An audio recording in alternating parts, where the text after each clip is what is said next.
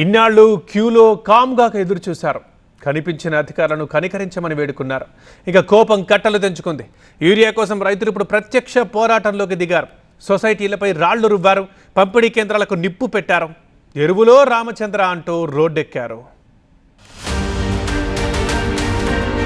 తెలుగు రాష్ట్రాల్లో యూరియా కోసం అన్నదాతలు అష్ట కష్టాలు పడుతున్నారు.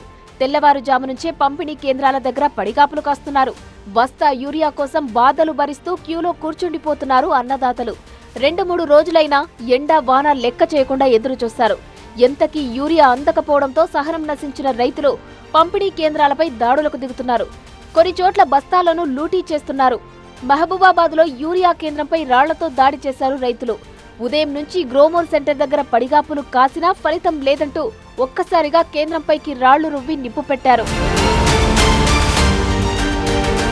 యూరియా కోసం కష్టాలు ఎదుర్కోవడమే కాకుండా కేసుల పాలవుతున్నారు రైతులు. మహబూబాబాద్ జిల్లా మరిపెడ సొసైటీ గేట్లు దూకి యూరియా బస్తాలను లూటీ చేసిన రైతులపై అధికారులు కేసులు నమోదు చేశారు. యూరియా బస్తాలు ఎత్తుకెళ్లిన వారిలో సోమ్లా తండా, రేఖ్యా తండాకు చెందిన రైతులు ఉన్నట్లు గుర్తించారు. బస్తాలను తీసుకెళ్లిన వారు తిరిగి అప్పగించాలంటూ హెచ్చరిస్తున్నారు. హుస్నాబాద్లో యూరియా కోసం రైతులు ఆందోళన బాట పట్టారు. మంత్రి పొన్నం క్యాంప్ ఆఫీస్ ముట్టడికి ప్రయత్నించారు.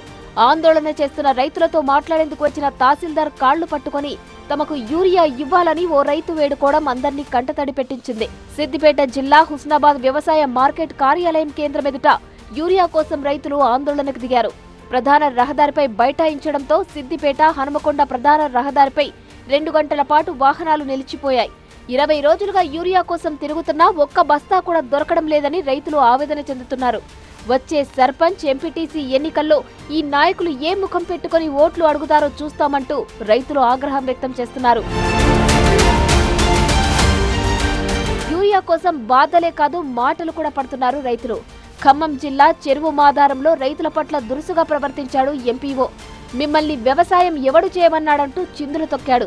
యూరియా అడిగిన రైతులను తాగి వచ్చి గొడవ చేస్తున్నారా, మీరో పెద్ద తాగుబోతులు అంటూ నెట్టిపారేశాడు ఆ మండలాధికారి.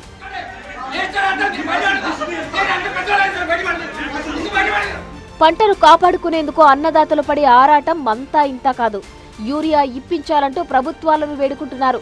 తమ కష్టాలు తీర్చాలంటూ చేతులెత్తి మొక్కుతున్నారు. రైతన్నల యూరియా కష్టాలకు మోక్షం ఎప్పుడో చూడాలి.